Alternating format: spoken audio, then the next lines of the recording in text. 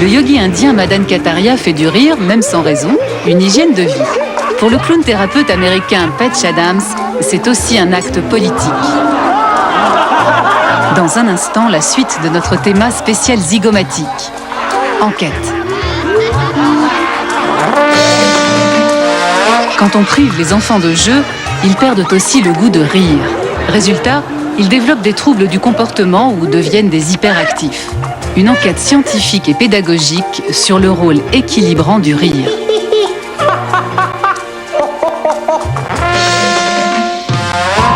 Et pour conclure, travaux pratiques.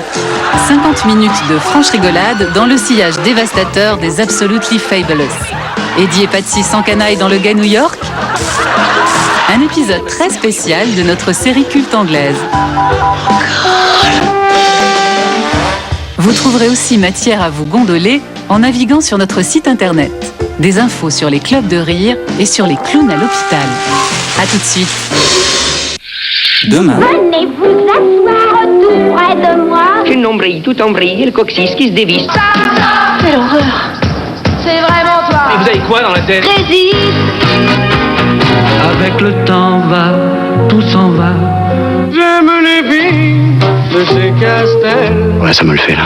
Vertige de l'amour. On connaît la chanson M'en fous pas mal. d'Alain Resnais, demain à 20h45 sur Arte. Vendredi. Wolfgang Stein. Le scorpion a agi. Il est mort? Pas encore. Vous allez travailler pour nous. Ça jamais. Il faut mettre Wolfgang Stein hors d'état de nuire. Il nous avait filmé et mis sur écoute. Dans le salon, la chambre à coucher, dans la voiture, aux toilettes. La Stasi s'en chargera. J'ai pu faire, mon Dieu de merde! Feu! Dans La piqûre du scorpion. Vendredi à 20h45 sur Arte.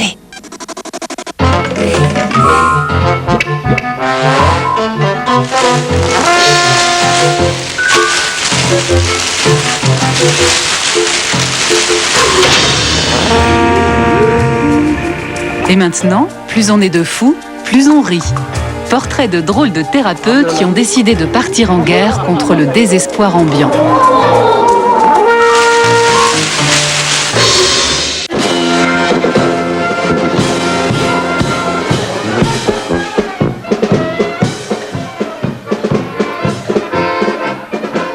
Approchez, approchez, mesdames et messieurs.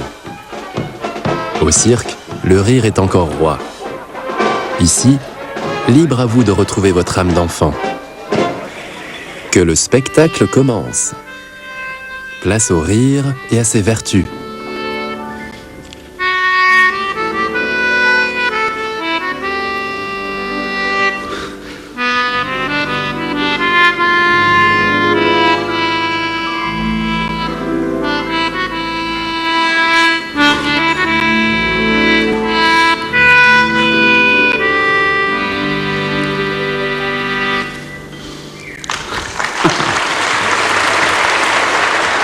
Dankeschön.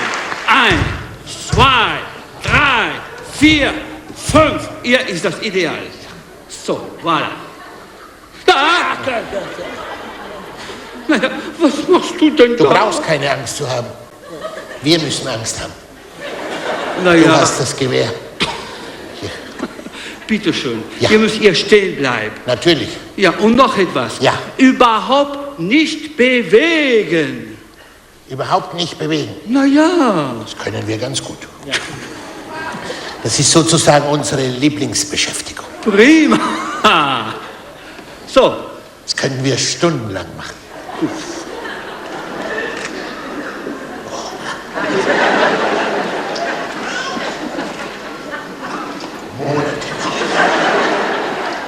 ein. Du brauchst keine Angst zu haben. Ich stehe immer hinter dir. Ja. Oh, s'il vous plaît. Voilà. On met plus de temps à faire rire les gens. Sur le plan des émotions, on part de là, tout en bas, au début du spectacle. Parce que les gens ont tourné en rond pour se garer et qu'en plus de ça, ils se sont pris un PV in extremis. Dans ces cas-là, ce n'est pas la grande forme. On est là pour remonter le moral des gens. En ressortant à la fin du spectacle, ils doivent être joyeux, de bonne humeur et avoir tout oublié. C'est le but. Une sorte de cure de jouvence, de petites vacances en somme. Avant, cette remontée de 0 à 100% était beaucoup plus rapide. Actuellement, on doit faire plus d'efforts, plus travailler sur le psychisme des gens pour qu'ils soient mieux disposés, plus réceptifs. Was passiert, wenn du daneben schießt? Keine Sorge, im Schießen bin ich todsicher. Dann bin ich sicher tot. Aber wenn ich tot bin, kriege ich trotzdem meine Gage. Doppelte. Doppelt? Ja. Darfst du zweimal schießen? Zweimal.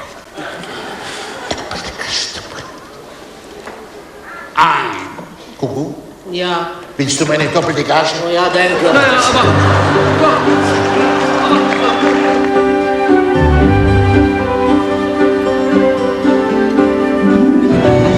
Seen a man putting on his shoe before, but if he's Patch Adams. Le voilà, le père de tous les clowns médecins, le docteur Patch Adams. Pendant ses études déjà, il découvre les vertus thérapeutiques de l'humour et du rire. Le rêve de sa vie, construire un hôpital joyeux où chaleur humaine et sympathie régneraient en lieu et place de la crainte des blouses blanches. Depuis la sortie sur les écrans du film américain Dr. Patch, avec le comique vedette Robin Williams dans le rôle titre, ce drôle de médecin jouit d'une notoriété mondiale. Hi. Hi. Wie heißt du bitte? Cameron. Hi, Cameron. Ich bin Patch.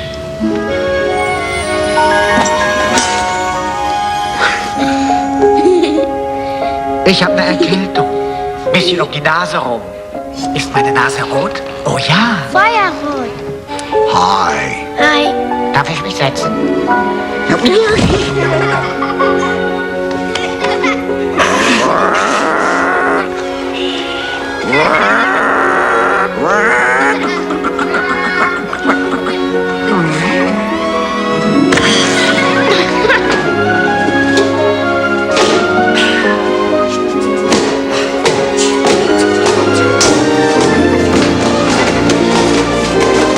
Was ist denn hier los?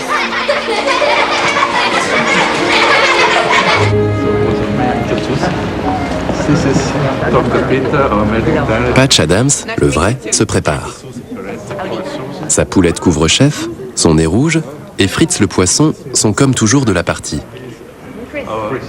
Ce jour-là, au centre de rééducation neurologique Rosenhügel de Vienne, on lui réserve un accueil dans les règles. Pour Patch Adams, l'humour est une astuce pour mettre l'amour à la portée des gens.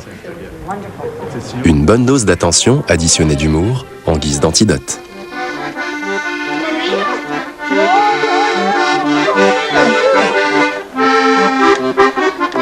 Oh, Maria!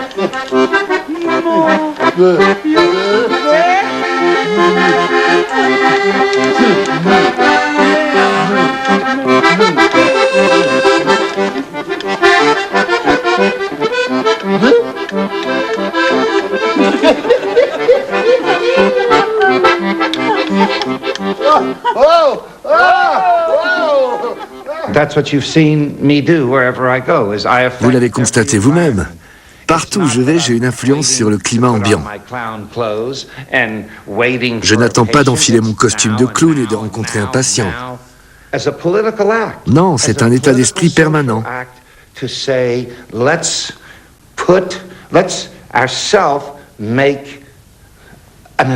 une ambiance qui fasse reculer la solitude, c'est un acte politique, un acte social. Et ça peut passer par les vêtements. En voyant mes vêtements, on pourrait les trouver bizarres, insensés. Mais en fait, c'est mûrement réfléchi.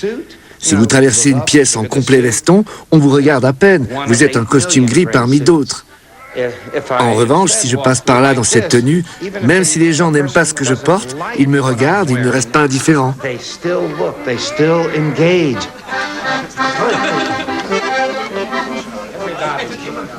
You are my sunshine, my only sunshine. You make me happy when skies are gray. You'll never know, dear, how much I love you.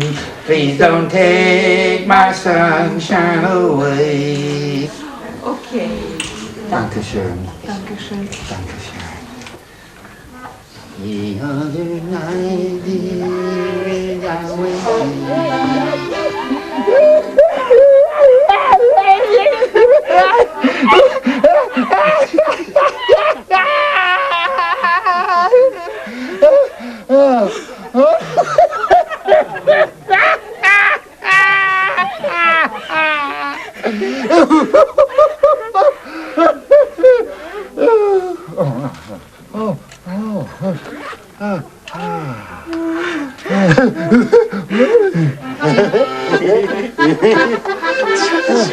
Oh, danke schön, danke schön, danke schön, bitteschön, danke schön, bitteschön, danke schön, bitteschön.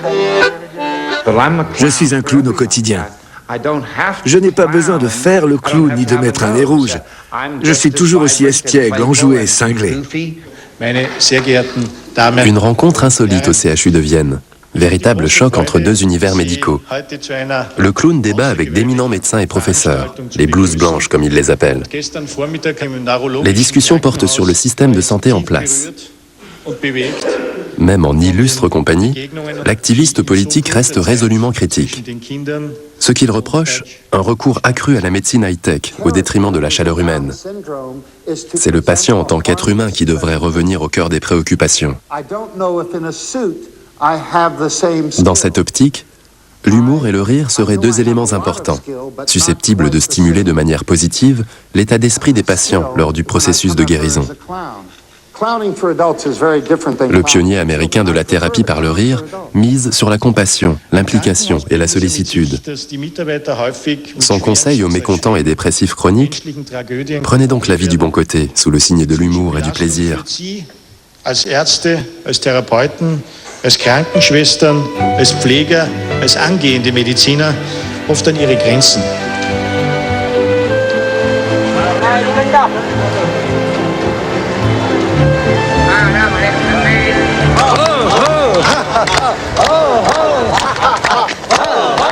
En Inde aussi, de nombreux hommes et femmes éprouvent les bienfaits thérapeutiques du rire. 6h30 dans un parc de Bombay. C'est le rendez-vous quotidien des adeptes du rire. Des femmes au foyer, cadres supérieurs, employés de bureau se réunissent ici. Parmi eux, le médecin indien Madan Kataria, l'inventeur du yoga du rire. C'est en 1995 qu'il met au point cette technique, combinaison d'éléments de yoga traditionnels et de divers exercices respiratoires et gestuels. Il est à l'origine de toute une variété d'exercices au nom pour le moins surprenant. Par exemple, le maître de rire.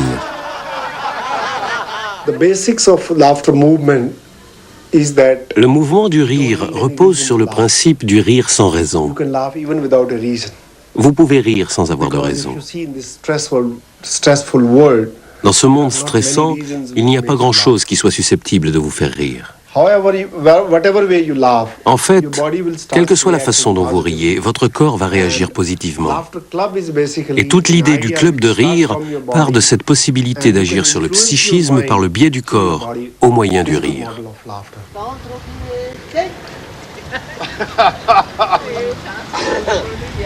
Rire sans raison, c'est une méthode simple que tout le monde comprend. Il s'agit de simuler, de stimuler le rire, jusqu'à l'apparition d'un rire naturel. Et comme les hommes préfèrent rire en société plutôt qu'en solitaire, le docteur Madan Kataria a eu l'idée de fonder des clubs de rire, dans lesquels on administre la dose quotidienne de rire, garantie sans risque ni effet secondaire. Et maintenant, passons à l'exercice suivant, le rire du lion.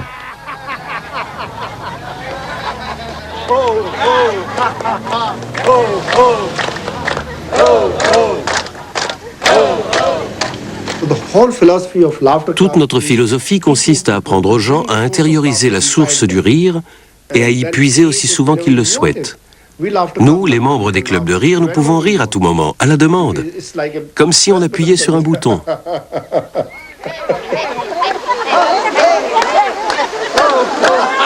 Ce rire à la demande fait de plus en plus d'adeptes. On recense environ 3000 clubs de rire à travers le monde, dont près de la moitié en Inde. Avant de venir ici au Joggers Park, je me disais, ils ne sont pas bien ces gens-là. Quelqu'un m'a proposé de passer à l'occasion pour voir, Et depuis ce jour-là, à chacun de mes séjours à Bombay, je viens au club.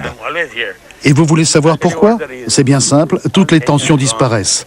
La journée commence en beauté, c'est ma première tasse de thé. C'est bon pour la santé.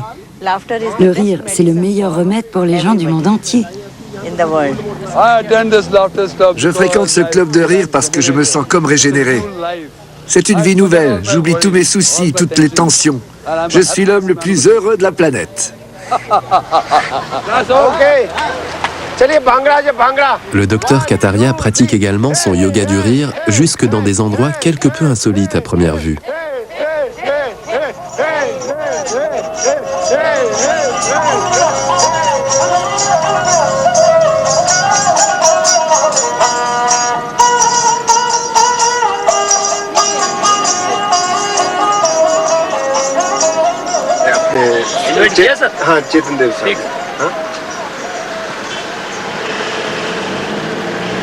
Sa mission de propagation du rire le mène à la prison d'Udaipur.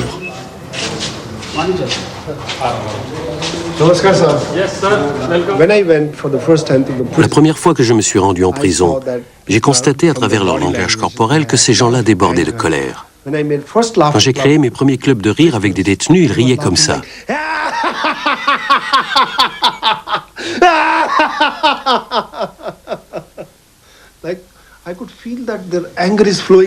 Je sentais la colère qui s'échappait de leur rire.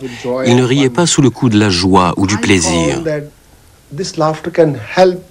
Pour moi, le rire peut aider les détenus à dissiper leurs sentiments de colère, parce que s'ils évacuent leur colère par le rire, cela ne nuit à personne. 800 hommes environ sont incarcérés ici. Assassins, dealers, grands criminels, tous condamnés à la détention à perpétuité. La tristesse et l'ennui rythment leur quotidien. Le médecin du rire essaie de détendre l'atmosphère. Vous allez vous évader. Si vous riez bien, vous aurez droit à des bananes. Ici, on est censé rire sous bonne garde. Dans cet univers de solitude, Madame Kataria veut procurer un peu de joie à ces hommes qui, aux yeux de la plupart des Indiens, passent pour la lie de la société. Et ceux qui ne veulent pas se joindre à la séance de rire attendent que le temps passe.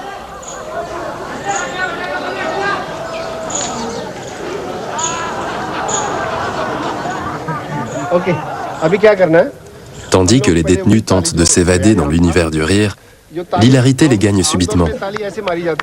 Tous les regards se posent sur les pieds de Madame Kataria.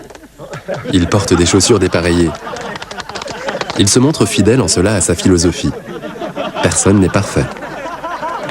Vivre et laisser vivre. Et ne pas oublier de rire, quelles que soient les circonstances.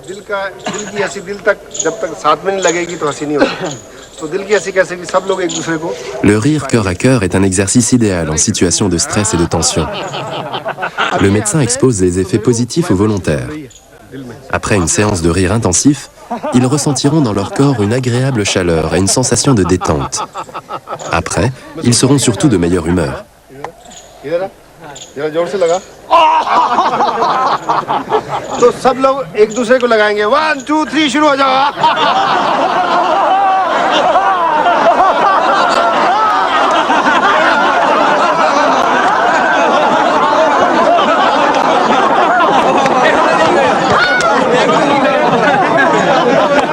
Le fait de rire peut vous toucher jusqu'au cœur. Et si le rire peut venir tout droit du cœur, c'est une chose vraiment formidable. Tellement formidable qu'on oublie ses soucis liés à la situation ou au tracas de la journée. Les détenus apprennent aussi à oublier leurs problèmes, à se détacher des difficultés du quotidien. De cette manière, ils se réinséreront plus efficacement. Une fois repentis, amendés, ils se sentiront alors partie intégrante de la société.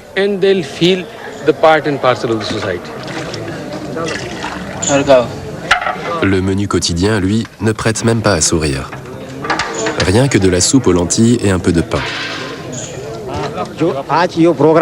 Cette séance à laquelle nous avons participé aujourd'hui dans notre prison, c'est exceptionnel. Même dehors, on ne trouve pas ça. J'ai pris beaucoup de plaisir aujourd'hui. C'est la première fois de ma vie que je fais ce genre d'expérience. De rares instants de bonheur dans un cadre de vie monotone.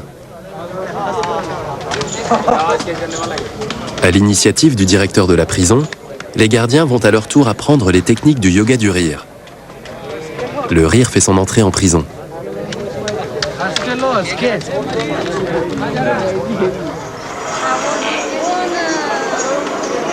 Le médecin du rire se rend régulièrement dans la ville reculée d'Udaipur.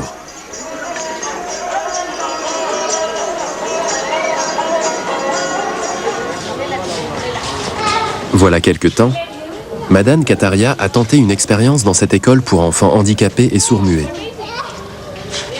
200 enfants environ fréquentent cette école.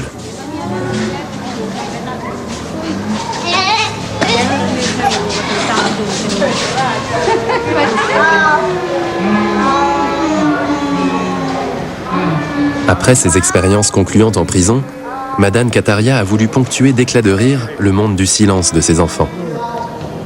Le rire mériterait, selon lui, de figurer dans leur emploi du temps, en complément de l'enseignement scolaire. Pour cela, il a d'abord dû convaincre le corps enseignant. Au début, beaucoup étaient sceptiques. Personne ne pouvait vraiment imaginer que ces enfants riraient ensemble, en groupe. Mais d'autres obstacles l'attendaient aussi.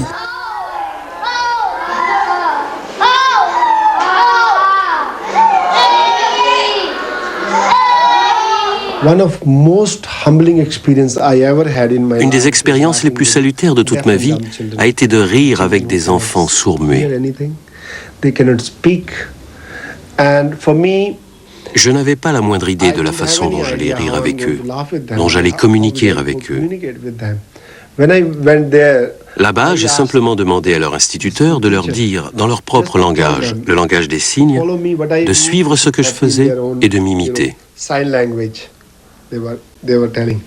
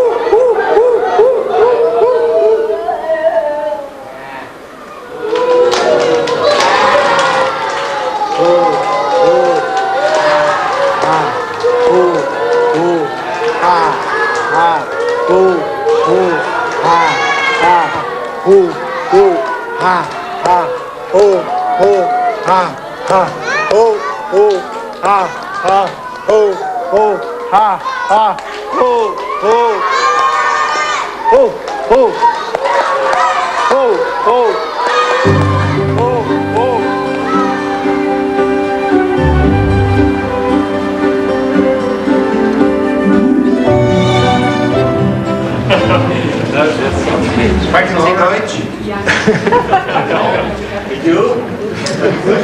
Ich habe ein bisschen Deutsch gesprochen. Ich kann sagen, ich liebe dich. Ich habe Freundschaft für dich. Am besten. Besser als nicht lieben. Au centre de rééducation neurologique de Kapfenberg, en Autriche, c'est l'effervescence. Le clown est là. Et son humour n'épargne personne. Médecin, infirmière, directeur, où qu'il aille, Patch trouve des victimes complaisantes.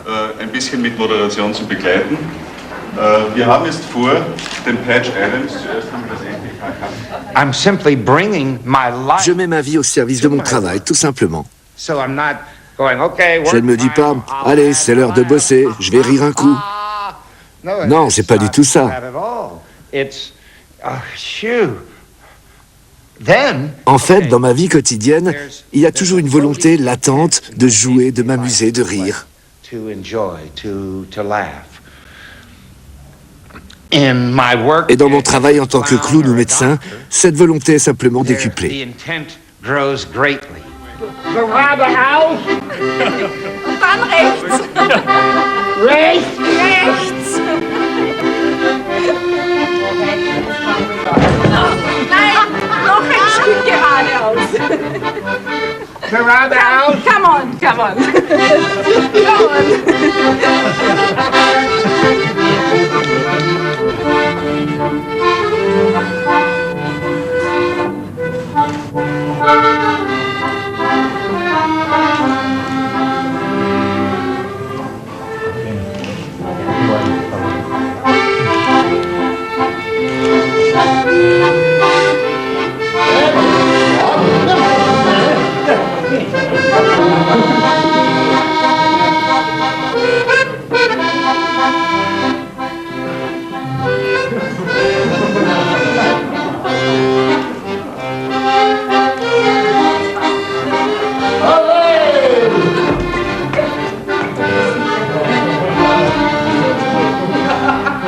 Dankeschön. Oh, Mama. So viel schwer. Oh, Mutti. Ist ja schwer. Oh. Horuk. Was ist das? So, Horuk. Sehr gut. Sehr gut. Sehr gut. Okay, danke. You've seen me play in a hospital. Vous m'avez vu jouer à l'hôpital, mais je joue partout. Je joue à l'épicerie, à la banque. Il ne m'arrive jamais de ne pas jouer. Parce que pour jouer, je me suffis à moi-même. C'est avant tout l'humour qui fait de moi un amoureux de la vie et un homme à l'aise en toute situation. Sa mission humoristique ouvre au clown médecin les portes de la médecine traditionnelle. Au cours d'un débat, il promeut son projet d'hôpital où le stress, le manque de temps et les visages inamicaux seraient proscrits. Maria Rauschkalat, la ministre autrichienne de la Santé, manifeste un vif intérêt. Même si à l'évidence, il n'est pas possible de mettre en œuvre l'intégralité de ce projet ici, en Autriche, cela vaut tout de même la peine d'en discuter et de réfléchir aux éventuels changements à apporter chez nous. Mon honneur à moi, c'est d'être un activiste politique.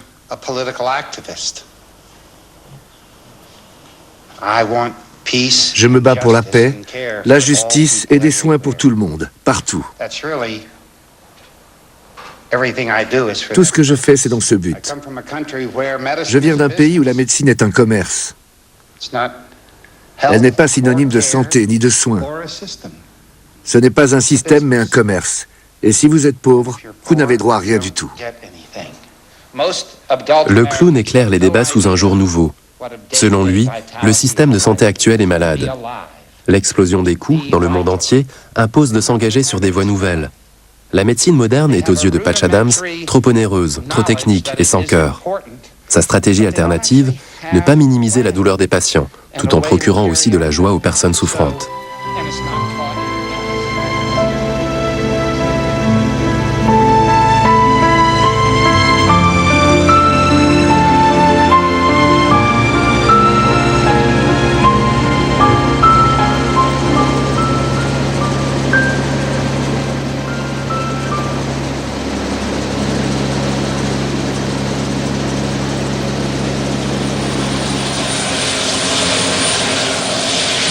Depuis plus de 20 ans, Patch Adams organise des tournées de clowns dans des régions en crise ou en guerre.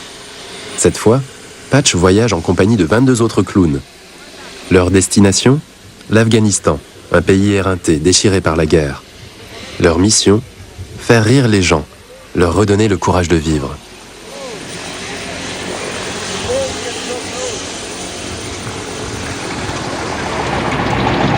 Au mois d'octobre 2001, les bombes américaines et britanniques pleuvent sur l'Afghanistan. En décembre, la guerre proprement dite est terminée. Mais ses incidences sont considérables. En Afghanistan, on continue à gérer la pénurie. Les infrastructures sont presque entièrement détruites. Le régime taliban et la guerre ont laissé en héritage une société traumatisée.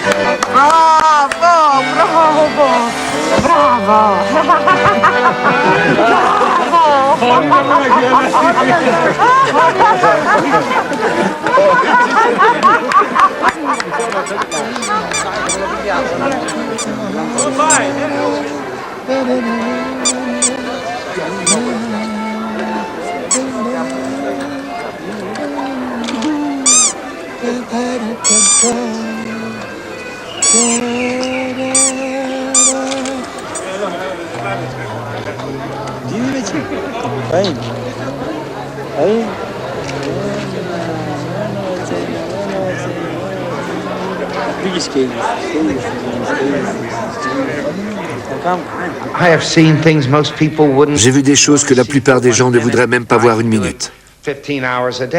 Et ça, je peux le faire 15 heures par jour.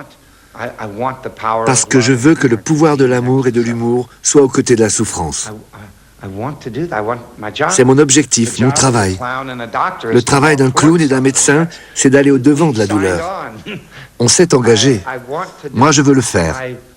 Je connais le pouvoir de l'amour qui se trouve derrière toute chose. We are your love slaves. Hello. Hello. Good afternoon. Welcome. Come on. Dans de nombreux hôpitaux, les mutilés de guerre végètent dans l'attente de quelque événement.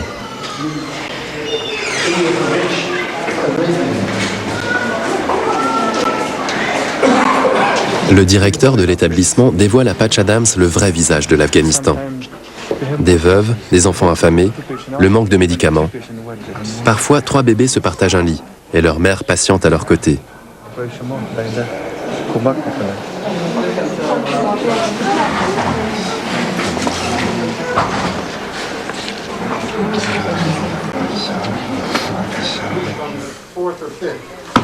Patch Adams n'est pas venu en Afghanistan les mains vides.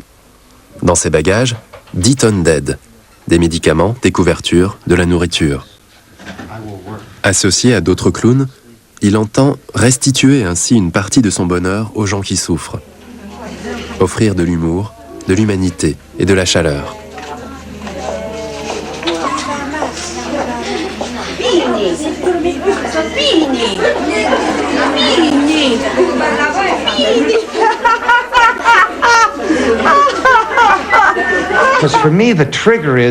J'emmène tout le monde, de 7 à 77 ans, dans ces voyages. Sans jamais me demander si ça va bien ou mal se passer. Je ne fais pas de formation préalable ni de test. Le principe, c'est que je confronte les gens à la souffrance et je leur demande « Et toi, qu'est-ce que tu comptes faire ?» C'est la meilleure façon d'apprendre.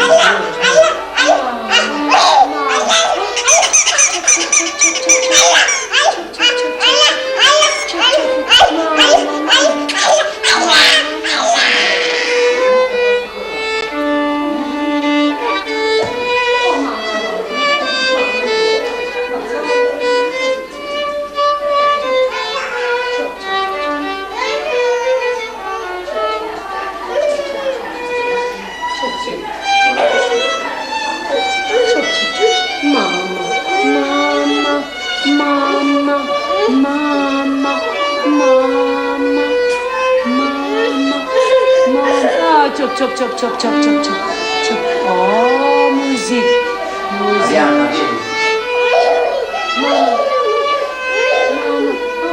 Chop, chop, chop, chop, chop. Chop, chop, chop. Oi, oi, oi. Brava, finito. Pas, pas, pas.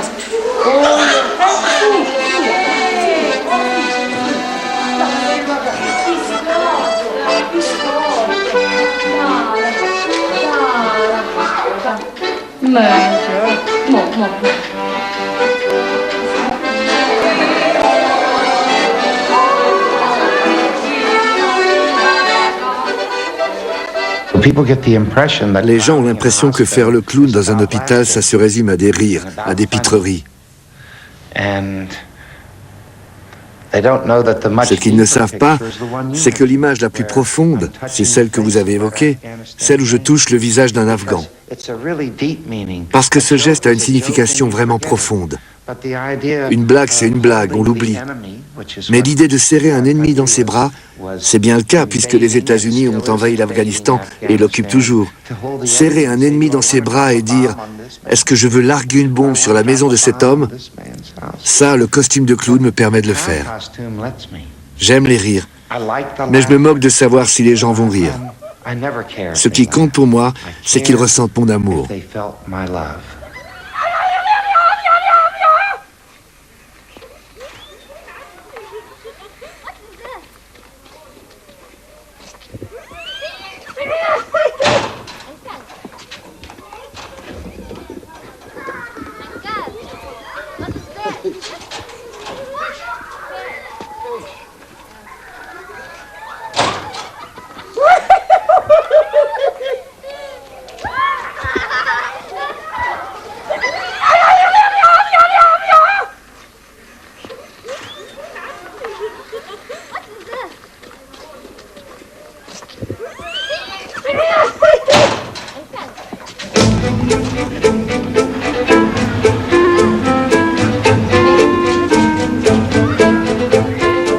Which is what? Ho, ho, ha, ha, ha. Ho, ho, ha, ha, ha. What did I think of? What did I think of? I thought of cha-cha-cha. So what we're going to do, I added something other than the feet to it. We're going to do what I call the roly-poly cha-cha, marching around, looking at each other, laughing as we go, ho, ho, cha-cha-cha. Let's begin with ho, ho, cha-cha-cha, ho, ho. C'est entre Disneyland et Cap Canaveral que se déroule dans un hôtel de 3e catégorie le Congrès international du rire, sur le thème « Nature et cœur du rire », avec des invités de marque. This wonderful couple doesn't need an introduction, that you know who they are and what they've accomplished. It's a great honor, a great privilege to have you here on our anniversary. Worldly laughter welcome for Madan and Madhuri. Parti de Bombay, la vague du yoga du rire déferle sur Orlando. Ici, environ 300 animateurs certifiés nagent dans le bonheur de côtoyer leur gourou. Let me introduce you my lovely only wife I call Madhuri.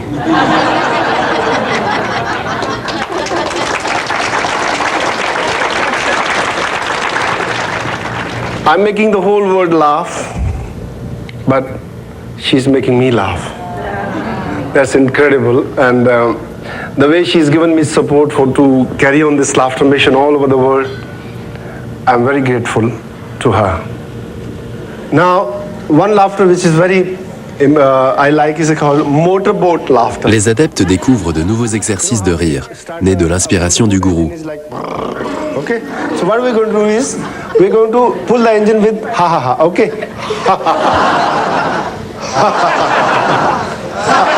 Yeah.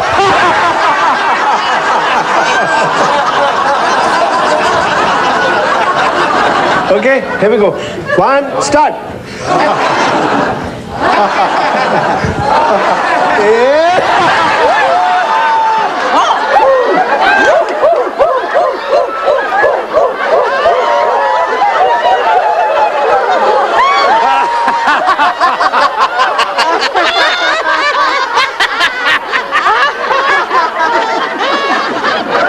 Un autre exercice, le rire libre. 30 minutes de rire pour atteindre l'extase.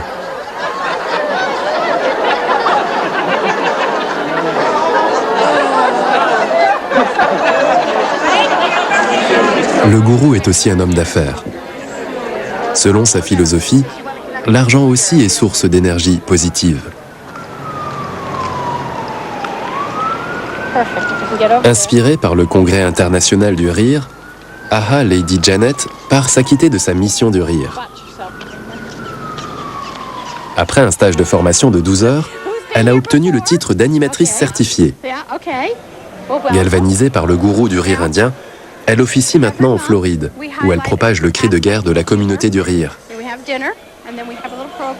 Une fois par mois, l'animatrice certifiée donne un dîner de rire, organisé autour d'un thème précis. Au menu, entre l'entrée et le dessert, de petites et grandes tranches de rire.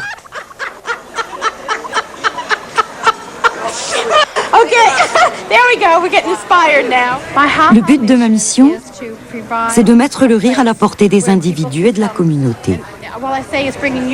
En d'autres termes, je propose un espace ouvert au public où les gens peuvent venir pour rire, pour parler du rire, pour rencontrer d'autres personnes et tout apprendre sur les différentes façons de mettre plus d'humour et de rire dans leur vie. Les enfants rient jusqu'à 400 fois par jour, explique Aha Lady Janet aux participants. Et les adultes à peine une quinzaine de fois. Alors n'attendez plus, lance-t-elle en guise d'encouragement. Riez pendant la journée, parce que le rire ouvre le cœur à l'amour. Surtout qu'ici, rire, ça se paie $50.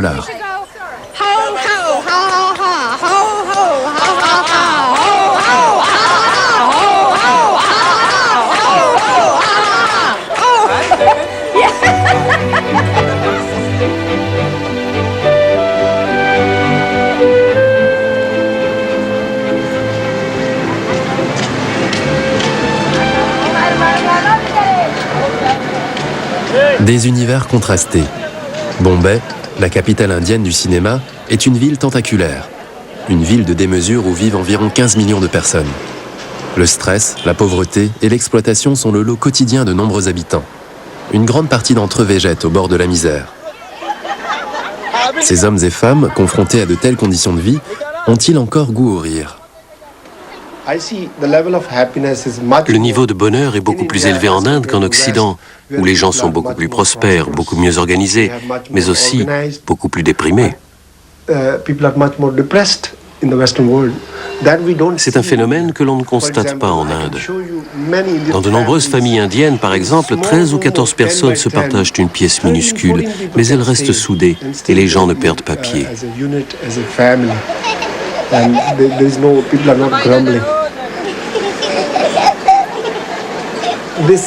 Les Indiens voient ce qu'ils ont, pas ce qu'ils n'ont pas. C'est pour cette raison, je crois, que le niveau de bonheur est beaucoup plus élevé en Inde qu'en Occident, malgré tous les problèmes auxquels nous sommes confrontés. Your abdomen is shrinking down. But if you feel it is not so, tous les matins, au domicile du docteur Kataria, la journée commence par le même rituel. Il pratique des exercices de relaxation en compagnie de son épouse Madhuri. while inhaling, bulge out your abdomen. This will synchronize Suivi par la dose quotidienne de rire. abdominal movement.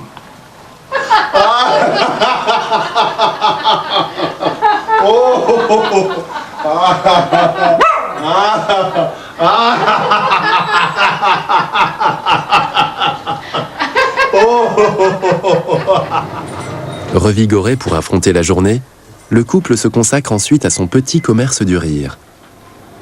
Madhuri fait office de manager et lui de gourou. Environ 300 jours par an, tous deux sillonnent le monde pour prêcher la bonne parole dans des séminaires et autres congrès, principalement en Occident. Entre-temps, le médecin a renoncé à son cabinet. Et quand d'aventure Madame Kataria séjourne à Bombay, il est extrêmement sollicité. Aujourd'hui, M. Hinduja, un maître indien du yoga du rire, tient à le rencontrer. Il est porteur de bonnes nouvelles au sujet d'un jeune malade qu'il suit depuis 3 ans déjà. M. Hinduja est un hôte bienvenu chez la famille Shah. Sa visite est source de joie et de rire, mais il n'en a pas toujours été ainsi.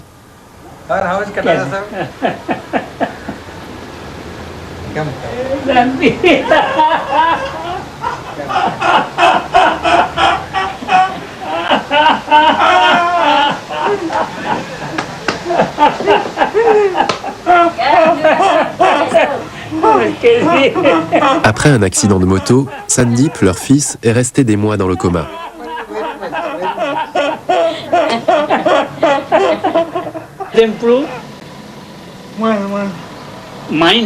Grâce aux soins attentifs de sa famille et à l'argent envoyé d'Amérique par son frère, il a bénéficié des meilleurs traitements possibles. Mais son psychisme a souffert. À sa sortie du coma, il ne pouvait plus parler ni bouger. Il était triste, dépressif, absent. Et il avait perdu goût à la vie.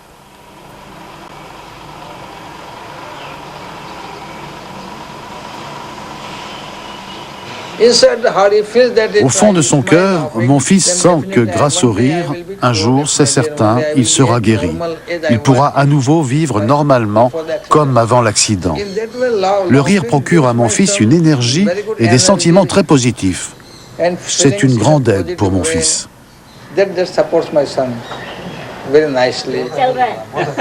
Désespéré, le père de Sandeep tente à l'époque de recourir à des traitements alternatifs. Au cours de ses démarches, il rencontre un médecin qui soigne ses patients par le rire, le docteur Madan Kataria. Après examen, celui-ci prescrit une thérapie par le rire à Sandeep.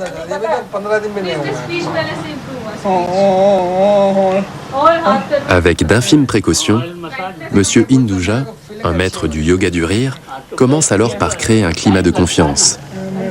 Puis avec son patient, il pratique semaine après semaine différents exercices, pendant 3 ans. La thérapie par le rire a eu une influence positive et durable sur Sandeep et son attitude envers la vie. Son système immunitaire se renforce de jour en jour. Il éprouve une plus grande joie de vivre. Jamais ses parents n'ont perdu espoir. Sandeep est lui aussi convaincu de sa guérison. Il rêve déjà d'une nouvelle moto. Ses parents et sa sœur ont retrouvé le sourire.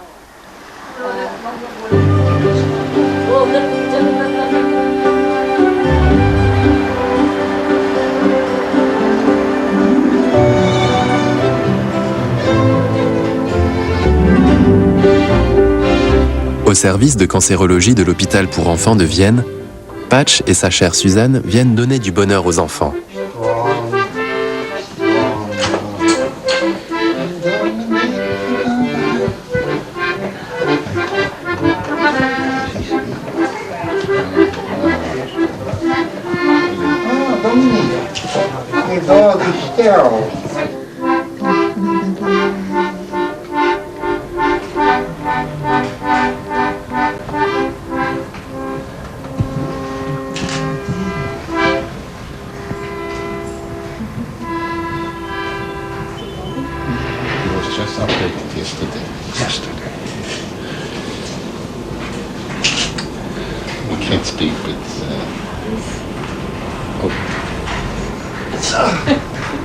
I must stay.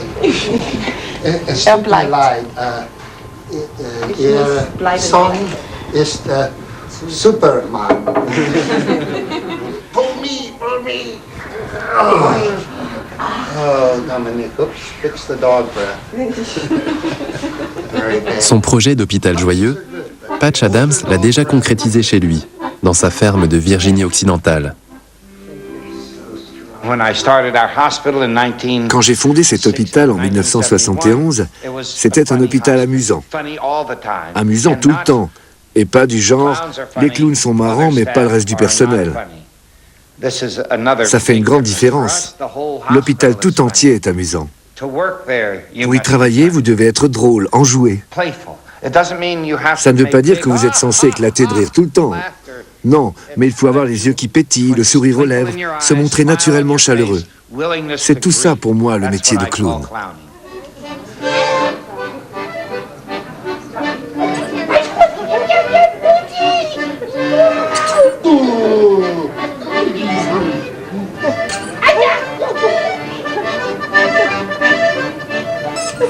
Okay, come on. Dance. This is piano. Waltzing. Come on.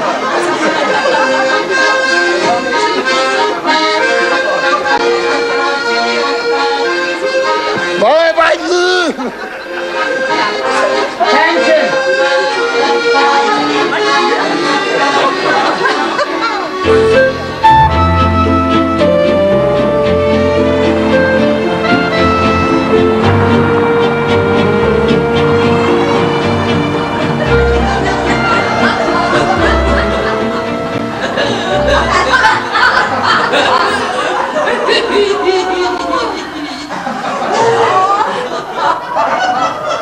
Dans le cadre de sa mission internationale de propagation du rire, le gourou fait étape à Paris. Une trentaine de rieurs se sont inscrits pour ce week-end de formation intitulé « Comment devenir animateur certifié de club de rire ». À la fin du stage, chaque participant se verra remettre un certificat établi par le médecin du rire. Prix de la formation, 350 €.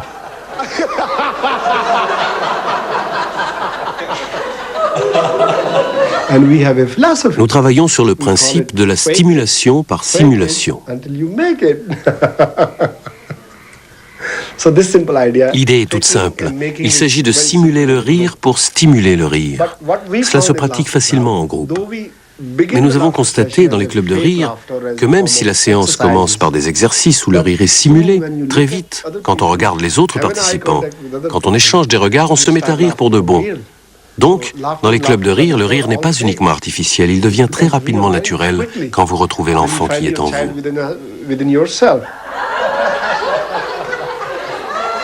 Ces enfants rieurs ont tous dépassé la trentaine.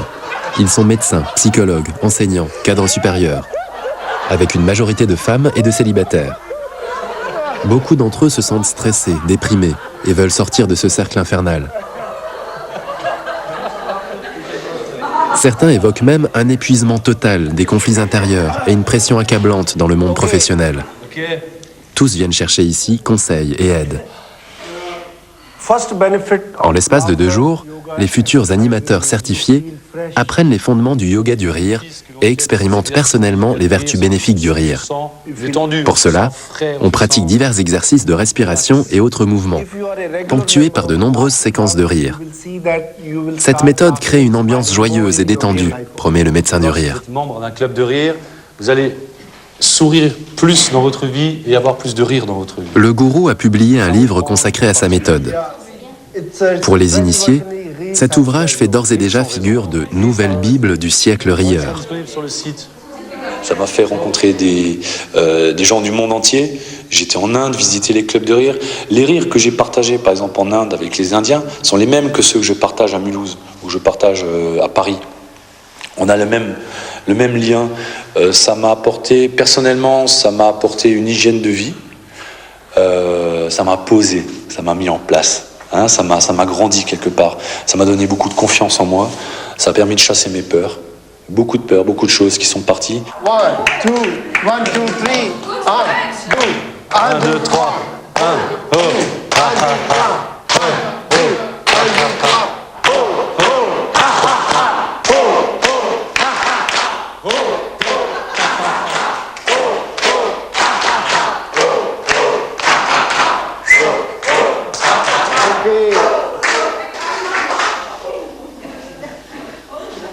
Now, second exercise is gibberish talking.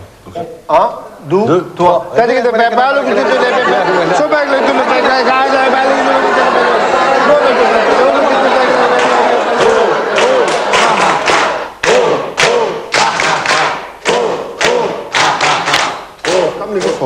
Approchez un peu. Spread out little. Écartez-vous un peu. Yeah. Voilà. Okay. This exercise is called follow the leader, and whatever I do, you will do. Donc cet exercice s'appelle suivez le guide. Ce que je fais, vous faites.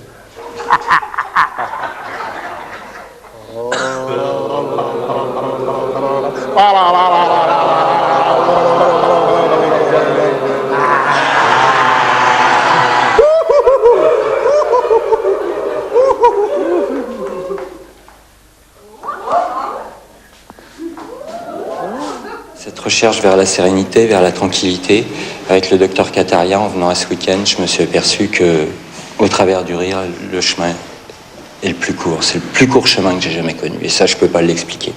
Mais en le disant, tout ce que je sais, c'est que ça fait exploser mon cœur. Et je peux tout accepter à partir de là.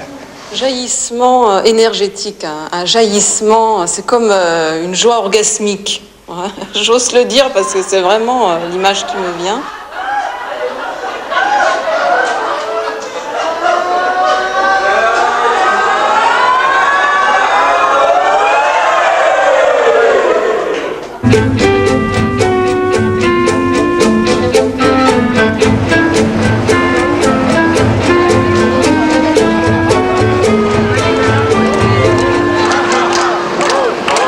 En 1998, le gourou du rire a l'idée de créer la Journée internationale du rire.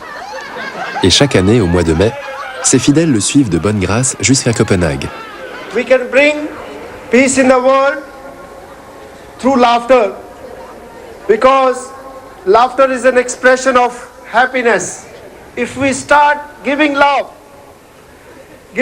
to everyone, serving these human beings, serving this universe, we can be very happy. We start with a warm-up exercise, clapping. Ho, ho, ha, ha, ha. Ho, ho, ha, ha, ha. Ho, ho, ho, ho.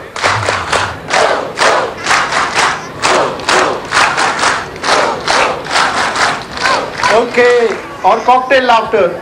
To hold two glasses like this, everyone, put your hands up and going to mix twice like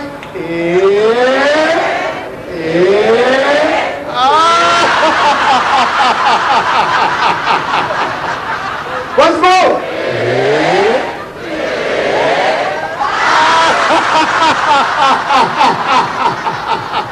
The purpose of laughter is to bring world peace. So we pray to the Lord that wherever there is a war, people are hungry, people are suffering, our love and laughter to all of them.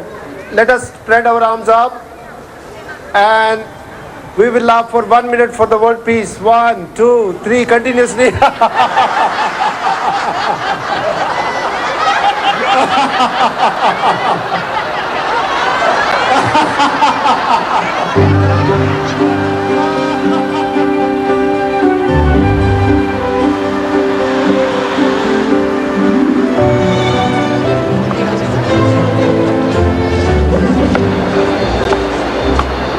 Les fidèles de Patch Adams se sont rassemblés dans l'église votive de Vienne pour assister à une conférence de 2 heures.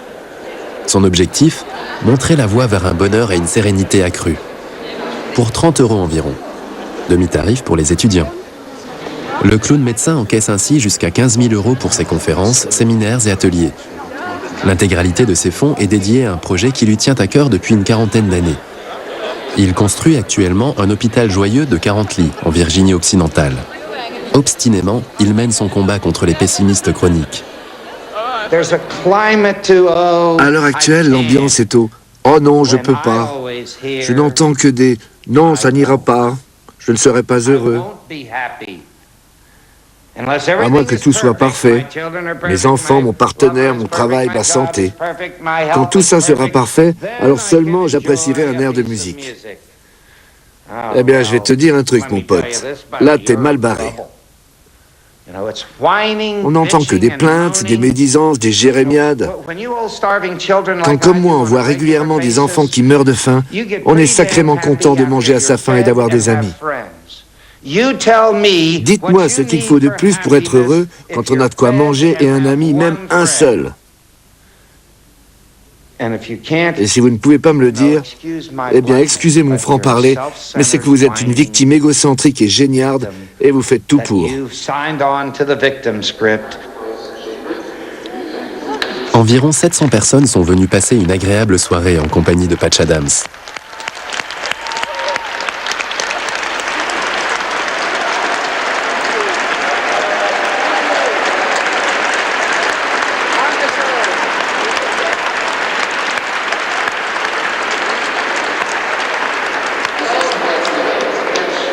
Patch est excité et particulièrement euphorique. It is a very happy day in my life. Today, Vamed decided to let us build 2 of our hospitals here in Austria.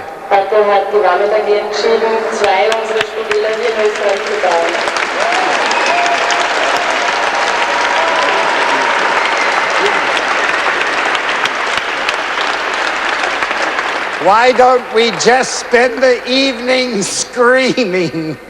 Ah! Soll ich auch schreien? Thank you very much. Thank you. I'm going to sign. Le rêve du clown Patch Adams ne devrait plus tarder à devenir réalité. Thank you very much. Thank you.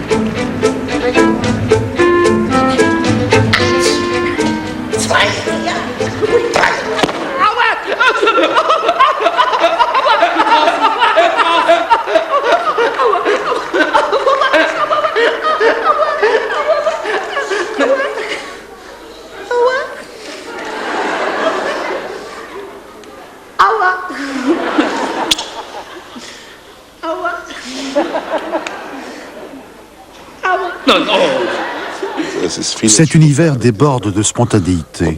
Les choses ne sont pas construites, elles arrivent naturellement. De la même manière, on devrait laisser libre cours à nos réactions, sans les remettre en question, sans se demander pourquoi on a ri à tel ou tel moment. Le rire n'est pas aussi sérieux que ça. Hast du das gesehen? Na ja, und du jetzt? Moment, ich habe eine Idee. Aua!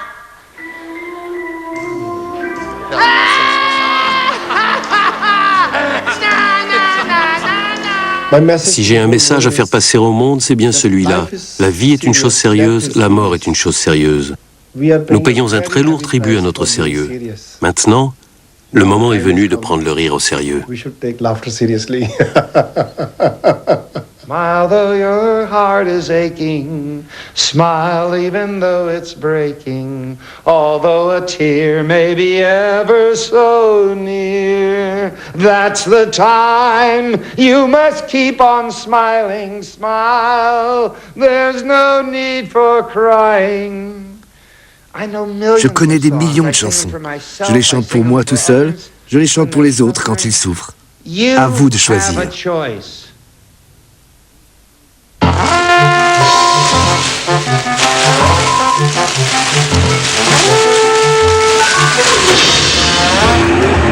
Se fendre la pipe, se dilater la rate, se tenir les côtes, se tordre. Mais qu'est-ce qui provoque le rire? Selon quel mécanisme? Réponse de spécialistes, maintenant.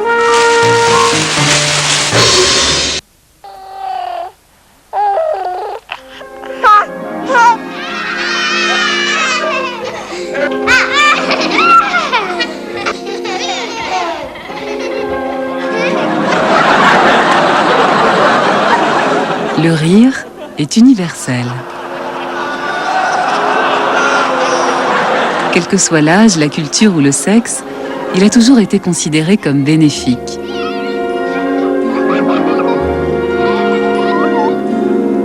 Mais le rire est, semble-t-il, beaucoup plus que cela.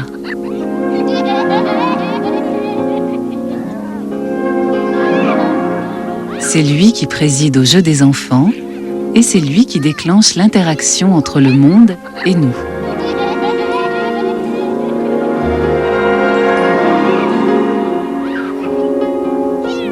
Mais de plus en plus d'enfants sont incapables de jouer normalement.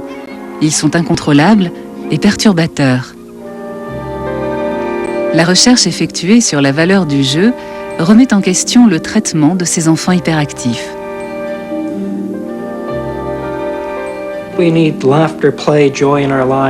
On a besoin du rire dans la vie parce que nous sommes ainsi faits. On a des fonctions puissantes qui nous permettent de vivre d'une certaine façon. Et si l'on bâtit des structures sociales qui n'en tiennent aucun compte, surtout chez les jeunes enfants, on va droit à l'impasse.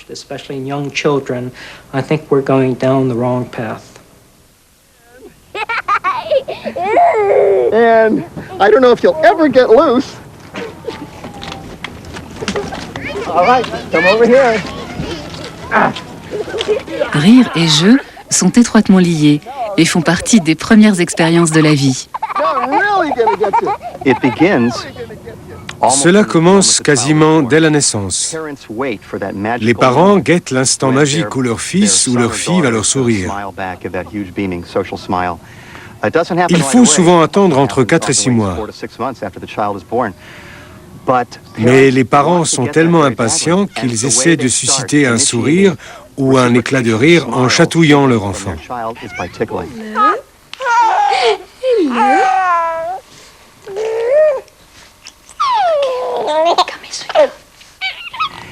Ils le chatouillent sous les bras ou sur le ventre, lui font faire bravo avec les pieds, et quand le premier rire ou sourire surgit, c'est un moment magique. Certes, mais c'est aussi le départ d'une fascinante interaction réciproque qui se poursuivra toute la vie.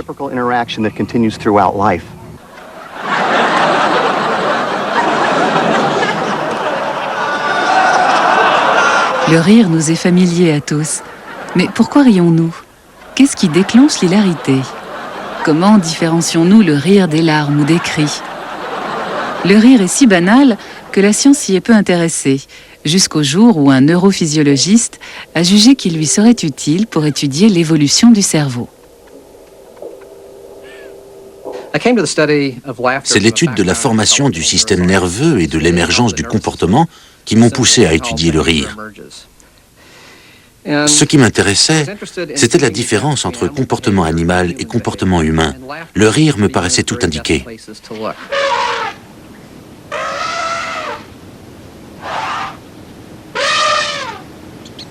Le professeur Provine a commencé ses recherches au zoo de Washington, l'un des rares endroits à l'époque où l'on pouvait analyser électroniquement les cris d'animaux.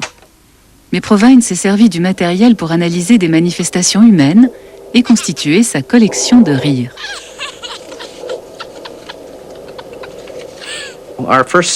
Première étape, décrire l'anatomie du rire.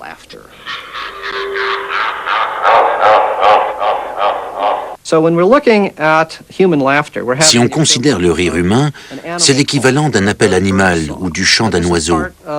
Un chant humain inné, un chant qui apparaît entre 3 mois et demi et 4 mois chez l'enfant.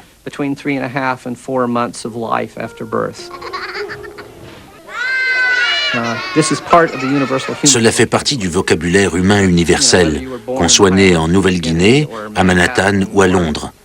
On sait tous faire ha ha ha ha, même si on ne comprend rien au reste de la langue parlée.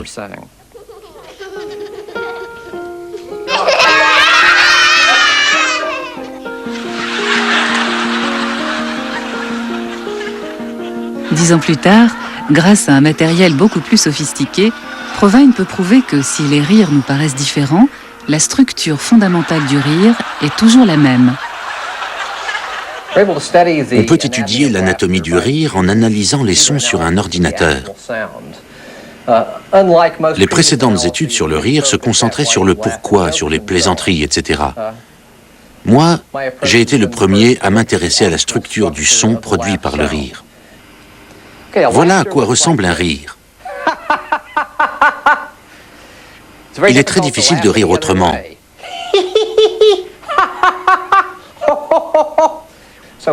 Qu'il s'agisse d'un i-i au perché de type nerveux ou d'un a-a plus grave, c'est toujours une explosion de sons brefs à intervalles réguliers. Il est difficile de rire plus brièvement que ça. À l'oreille, cela paraît anormal, de même qu'il est difficile de rire en prolongeant cette suite de sons.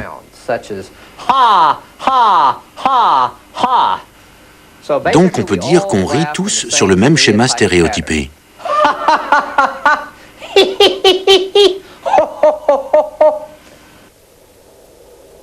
Ensuite, Provine a voulu comprendre pourquoi les gens riaient. Il s'est heurté à un problème inattendu. L'une des grandes difficultés, ce sont les contrôles en laboratoire. Quand on y fait venir des gens et qu'on leur montre des vidéos comiques ou qu'on leur raconte des blagues, les gens ne rient pas, ils restent de marbre. J'ai appris que le rire est lié au comportement social. Si vous faites venir des gens au labo, si vous les sortez de leur contexte social, le rire disparaît. Le professeur a longuement enquêté sur le rire en situation. We're doing a study of laughter here. You guys laugh much? Okay, will you laugh for me? On a fait les supermarchés, les campus, les trottoirs, tous les lieux où les gens s'assemblent et ont des rapports sociaux. Le plus frappant à propos du rire, c'est qu'on ne sait pas vraiment pourquoi on rit. Demandez à quelqu'un qui rit dans la rue pourquoi il rit. Il ne saura pas très bien vous l'expliquer. Parce qu'en essayant d'analyser le rire pour le comprendre, l'homme se sert des fonctions supérieures du cerveau pour expliquer un comportement qui relève des fonctions inférieures. What makes you laugh? Oh, lots of stuff. Will you laugh now, please? I can't laugh on command. It's hard. You can't laugh on command?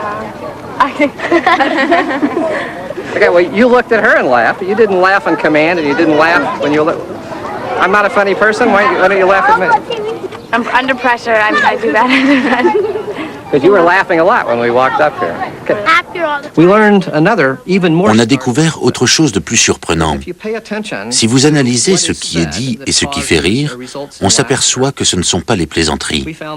Allez dans une réception, vous entendez de grands éclats de rire. Ce n'est pas parce qu'on y raconte des blagues tordantes.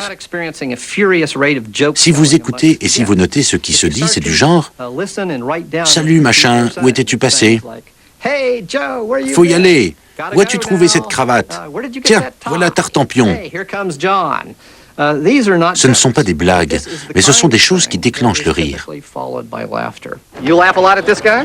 Never, he's my boss. You looked at him or her and laughed, but you weren't laughing when you're looking at me. Because she just did something silly. She just did something silly. Yeah. See, she's blushing now. I am. See? So you're the boss here. This is very interesting. No. It's an interesting dynamic, isn't it? Provine a montré que l'humour n'est pas le premier déclencheur du rire. Ce sont les relations sociales. Ces analyses sur ordinateur révèlent que tous les rires ont la même structure simple.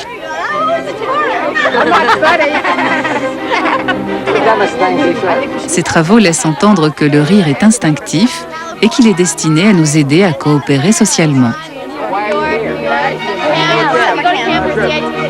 Mais beaucoup d'animaux sont sociables. Pourquoi l'homme serait-il le seul à rire ?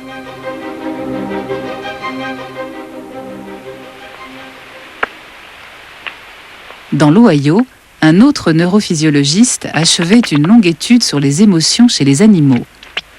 Il explorait les sons produits par des rats. Avec un matériel électronique simple, il a écouté les vocalises des rats, un son que l'oreille humaine ne perçoit pas.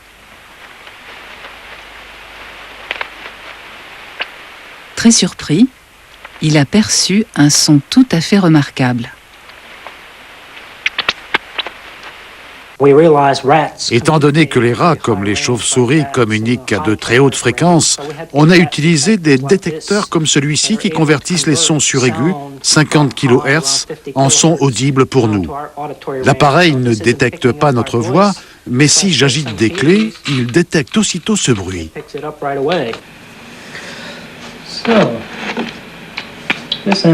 Cet animal se met aussitôt à glapir parce qu'il est déjà allé dans cette boîte.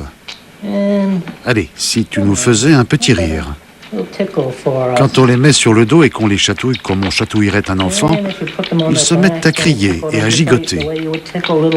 Ils sont particulièrement chatouilleux à la base de la nuque.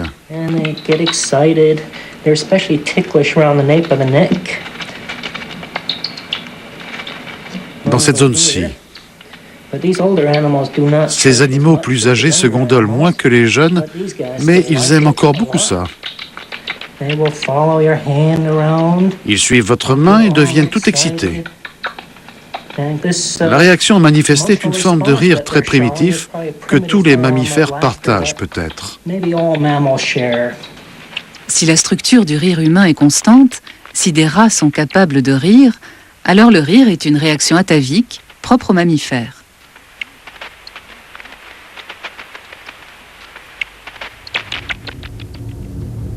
Comme d'autres instincts de base, le rire doit se situer dans les régions primitives du cerveau que nous partageons avec d'autres animaux.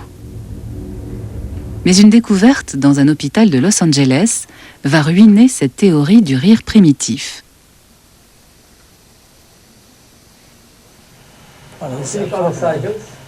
Le docteur Itzhak Fried, un neurochirurgien spécialiste de l'épilepsie, envisageait d'opérer l'une de ses jeunes patientes victimes de crises depuis la petite enfance. La plupart des cas d'épilepsie peuvent se traiter avec des médicaments. Parmi les épileptiques, il existe une catégorie de patients que la médication ne peut soigner. Et si l'on parvient à localiser précisément la zone qui provoque les crises, on peut intervenir et retirer la petite partie concernée. Si la chirurgie permet cette petite ablation, on peut les soulager. Mais la phase critique consiste à identifier précisément la région concernée. En implantant des électrodes dans le cerveau de sa patiente, le docteur Fried a pu commencer à identifier la zone en question. Il lui a demandé de continuer à effectuer ses tâches habituelles, tandis qu'il stimulait tour à tour chacune des électrodes. Pour l'essentiel, on faisait passer un courant électrique de faible intensité quand la patiente lisait un paragraphe ou lorsqu'on lui présentait une image qu'on lui demandait de décrire.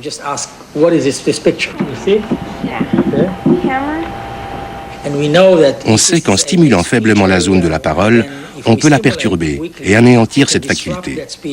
La patiente sera incapable de parler et on se dira « il s'agit d'une zone de la parole à l'intérieur d'une zone complémentaire ». Tandis que sa patiente regarde des objets ordinaires, Fried appuie sur le bouton. Sa réaction devant une image de fourchette les laisse tous pantois. Now, what was funny? There was a real laughter.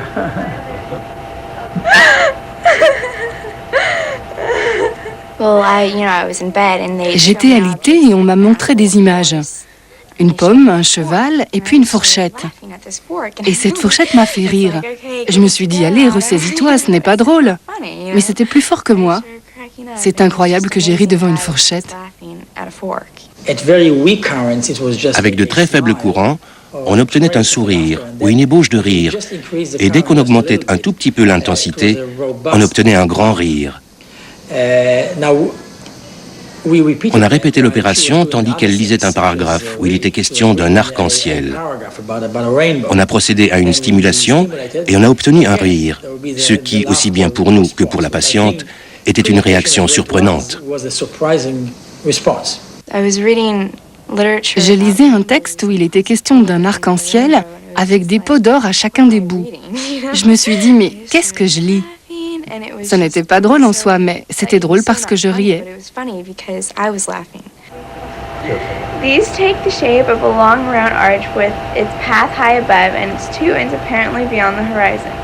There is according to legend a boiling pot of gold at one end. People look, but no one ever finds it. Keep reading, Otto. Keep reading. Now, what is it about what you were reading? That is there something in what you're reading that looks funny? Okay. I think we need to turn this down a little. Okay. Okay.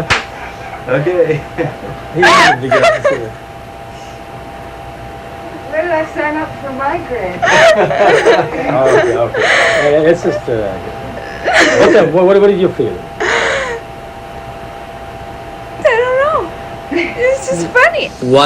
Pourquoi ris-tu?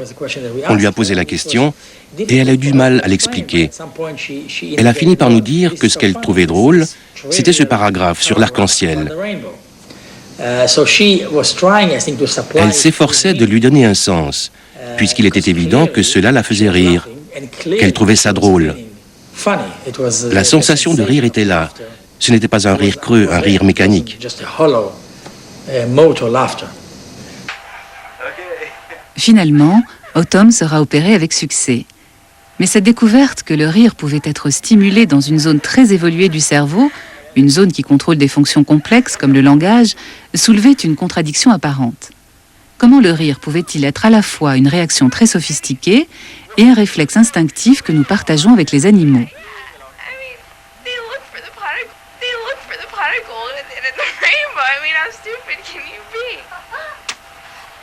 Robert Provine est convaincu que la réponse se trouve dans cette capacité unique que nous avons, celle de développer notre sens de l'humour.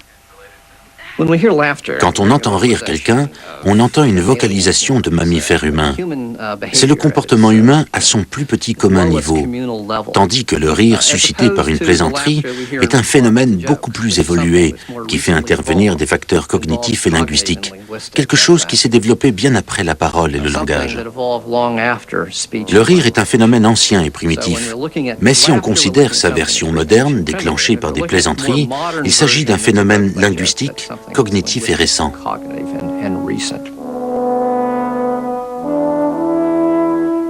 Selon le professeur Provine, le cerveau humain est capable de développer, à partir d'une réaction primitive, une faculté nouvelle, élaborée dans une région plus évoluée du cerveau. D'autres exemples le prouvent.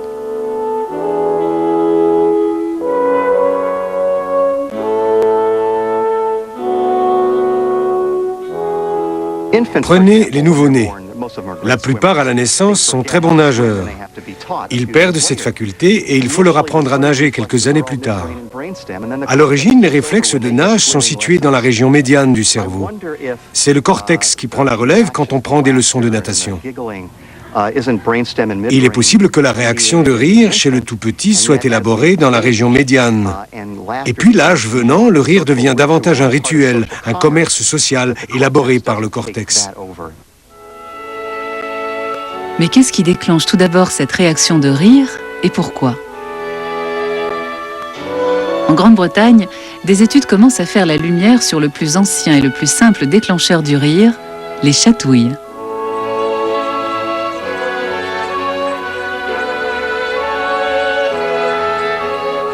À l'Institut de neurologie de Londres, une chercheuse travaille sur la façon dont notre cerveau fait la distinction entre les sensations que nous nous créons et celles que les autres nous créent.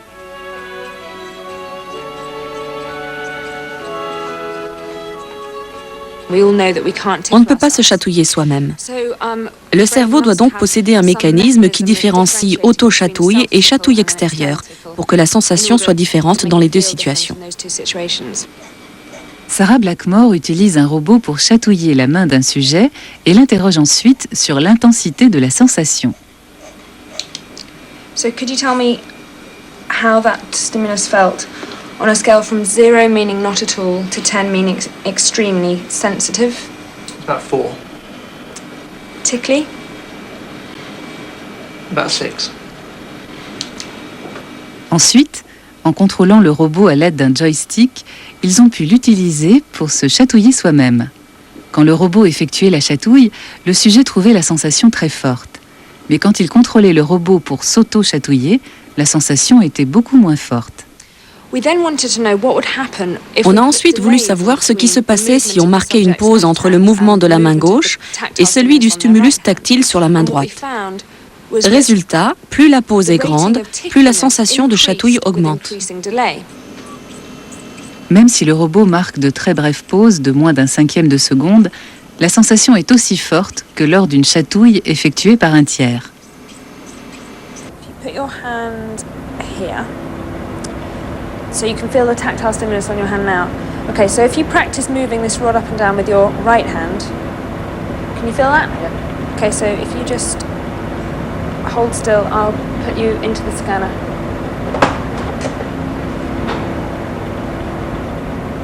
Sarah Blackmore voulait savoir ce qui se passait dans le cerveau pour que cela soit possible. Elle a découvert que lorsque le cerveau peut prévoir une chatouille, quand le sujet se chatouille lui-même, le cerveau supprime la sensation. Mais quand l'expérimentateur procède à la même chatouille, la zone concernée du cerveau s'allume. Voilà les zones corticales concernées sur chacun des hémisphères du cerveau. Elles sont bien plus actives quand les sujets sont chatouillés par l'expérimentateur que lorsqu'ils se chatouillent eux-mêmes. Ce qui explique qu'on soit plus sensible aux chatouilles d'un autre qu'à ses propres chatouilles. Pourquoi avons-nous cette capacité? Il y a plus d'un siècle, Darwin s'est demandé pourquoi l'homme avait pu élaborer cette réaction à la chatouille et il était parvenu aux mêmes conclusions que celles de Blackmore. On ne peut pas se chatouiller soi-même, et le cerveau réagit différemment à une auto-chatouille et à la chatouille d'un autre. Mais la vraie question demeure, quel est le but de cette différenciation quasiment innée? Peut-être, comme le pensait Darwin, pour faciliter les liens sociaux. Il est important de distinguer une auto-chatouille d'une chatouille externe, parce qu'il n'y a pas de quoi rire, ni même réagir à ses propres chatouilles. On peut aussi bien les ignorer. Biologiquement, ce n'est pas important.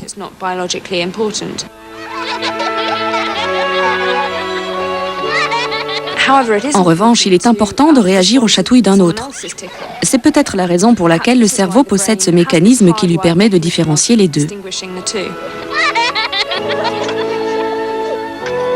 Nous avons donc un mécanisme qui nous prédispose à rire avec les autres. La chatouille déclenche le rire et les deux ont évolué pour nous permettre de communiquer avec notre entourage. C'est de la chatouille et du rire que naît notre comportement le plus social de tous, le jeu. And I don't know if you'll ever get loose, but Le premier jeu, ce sont les chatouilles entre parents et enfants. Chatouiller, cela signifie « je vais t'agresser, mais rassure-toi, je ne te veux pas de mal ». Il y a une sorte de contrat tacite entre chatouilleur et chatouillé.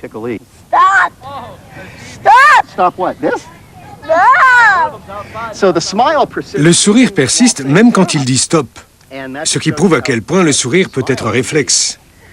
Bien entendu, j'arrête dès qu'il dit stop, et parfois il revient pour se faire chatouiller, ce qui montre à quel point ce jeu réciproque est excitant et agréable.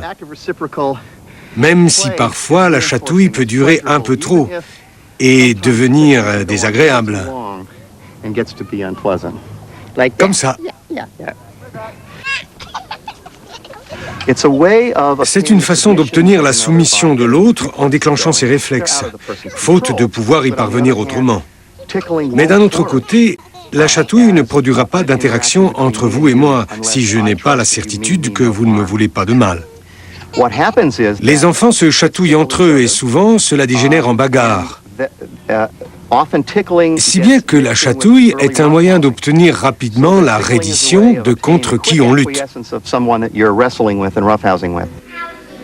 Dans l'Ohio, Jack Panksepp dirige une série d'expériences qui consiste à observer le comportement des enfants qu'on a laissés seuls dans une pièce. Leur première réaction est toujours la même. À peine commencé, le jeu dégénère en bagarre. Concernant le rire et les chatouilles, les études menées par Panksepp ont prouvé que le jeu est un besoin fondamental chez toutes les espèces. On s'excite, on s'excite. Là, c'est la bagarre qui commence. Ils y vont franco. Ils aiment inverser les rôles. Tantôt c'est l'un qui a le dessus, tantôt l'autre. On penche pour l'hypothèse